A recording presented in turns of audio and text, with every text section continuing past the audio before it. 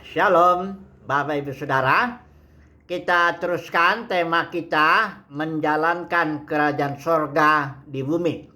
Kita telah bahas bahwa Adam diperintahkan untuk mengusahakan dan memelihara taman agar tentunya menghasilkan buah. Kita sudah bahas itu.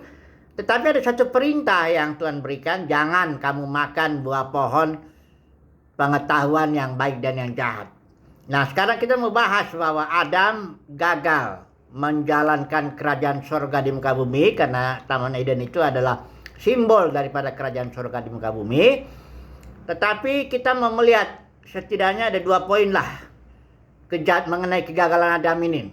Pertama, bahwa kegagalan Adam itu merupakan memang rancangan Bapa untuk memproses semua manusia. Yang pertama akan kita lihat. Yang kedua, kita akan melihat bahwa apa akibatnya kejatuhan Adam ini. Karena udah dalam kerja ada cerita ini bahwa akibat dosa neraka kekal, selama-lamanya disiksa, ada yang menggeliat-geliat di neraka. Mari kita melihat dulu. Firman Tuhan bilang akibat kejatuhan Adam atau akibat dosa itu apa, ya.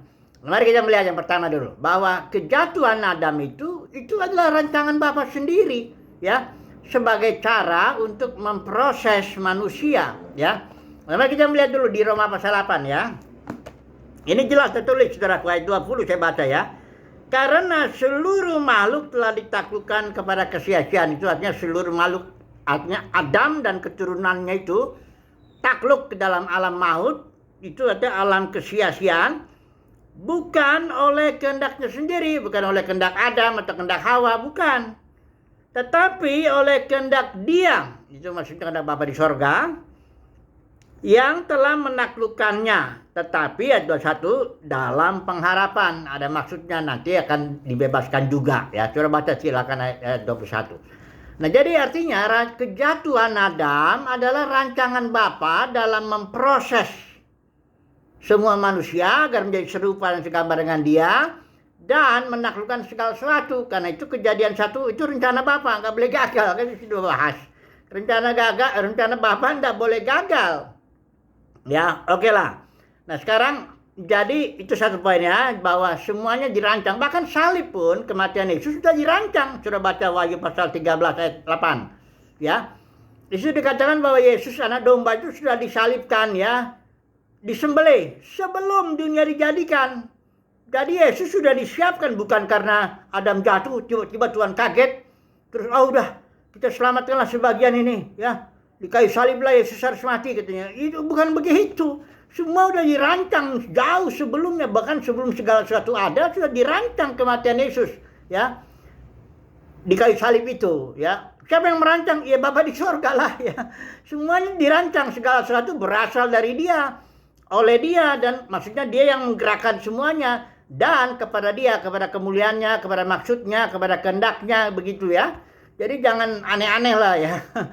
Seolah-olah Bapa di sorga tuh kaget dengan kejatuhan Adam dan dia pusing, akhirnya dia bikinlah rencana mendadak, ya, dan begitu.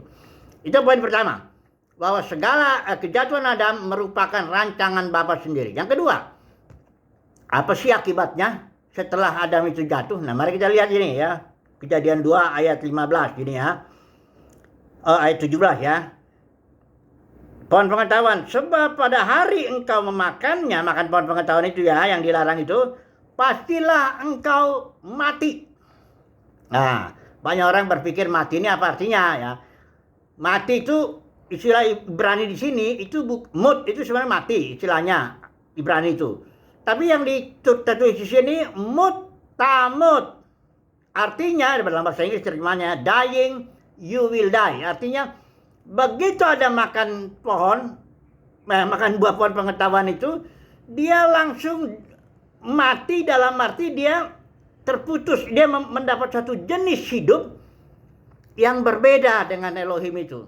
Karena memang Tuhan sediakan 2 pohon kehidupan yang melambangkan hidup Kristus, Zoe, ya, karena Yesus bilang barang siapa makan aku dia memperoleh Zoe, ya.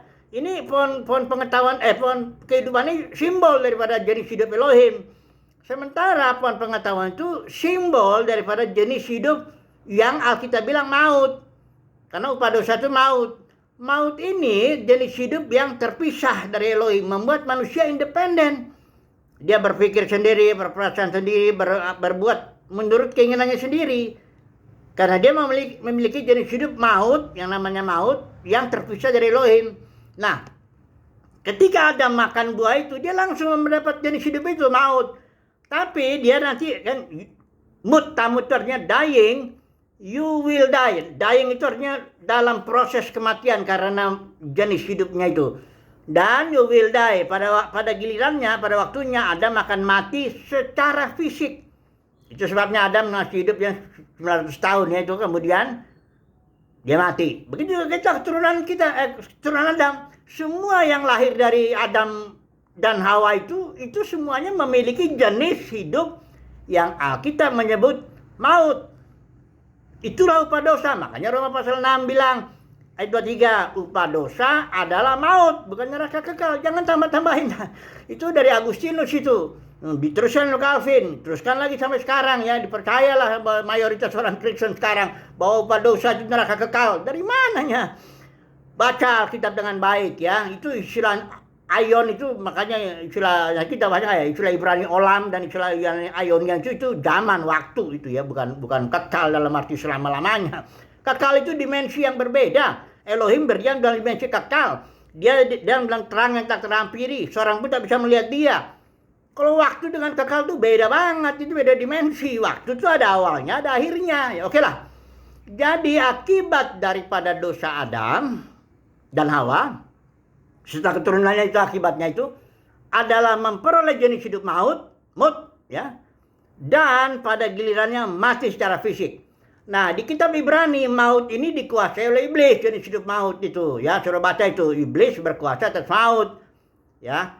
Jadi kalau orang menjalani hidup maut di manusia itu ya dia di bawah kekuasaan setan, karena setan yang berkuasa di situ. Oke. Jadi saudaraku harus lihat, Adam itu tetaplah putra Elohim. Baca Lukas 3 itu ayat 38 tuh, ya bagian terakhir itu ya, Lukas 3 ayat 38. Waktu keturunan Yesus itu silsilah ya. Ini anak terakhir Adam, anak Elohim. Jadi status Adam kita ini status manusia itu sebagai putra anak Elohim itu tidak berubah dengan kejatuhan. Ya. Identitas manusia itu adalah putra Elohim, anak Elohim. Misalnya ya, Adam itu anak Elohim. Sekarang saya tanya dulu. Kalau Adam anak Elohim, yang di bawahnya Adam memperanakan Kain Habel itu anak Elohim bukan? Ya anak Elohim juga. Cuman jatuh ya. Sekarang gini loh, sapi melahirkan sapi kan? Gak mungkin sapi melahirkan tikus atau kucing melahirkan anjing. Ya sapi melahirkan sapi. Jadi anak Adam anak Elohim melahirkan anak Elohim juga. Cuma jatuh dalam dosa yang terkena akibatnya maut, mutamut gitu. Makanya Pak Paulus bilang khotbah di Athena tuh, dia bilang kita ini keturunan Elohim. Kita ini bukannya dari tidak ada menjadi ada, bukan. Kita ini berasal dari Dia. Kayak anak yang hilang. Sejarah itu dimulai, secara manusia itu dimulai dari rumah Bapa. Cuma kita jatuh ya, menjauh dari Bapa gitu loh ya. Jadi jangan tambah-tambahin firman Tuhan deh. Nah, sekarang pertanyaan terakhir sebelum penutup ini, kayaknya besok kan sambung-sambung lagi nih. Apakah rencana Tuhan gagal? Karena coba baca tuh Kejadian pasal 1 itu. Baiklah kita menjadikan manusia, enggak dibilang sebagian manusia. Baiklah kita menjadikan manusia serupa segambar dengan kita. Artinya rencana Bapa nggak boleh gagal. Pada akhirnya semua manusia akan menjadi serupa segambar dengan Dia dan berkuasa atas segala sesuatu. Itu tidak gagal. Sudah baca di Ibrani, tapi kita nggak bahas sekarang itu. Di kitab Ibrani pasal 2 itu ya. Tapi nggak kita bahas sekarang. Tapi rencana Bapa yang penting tidak gagal.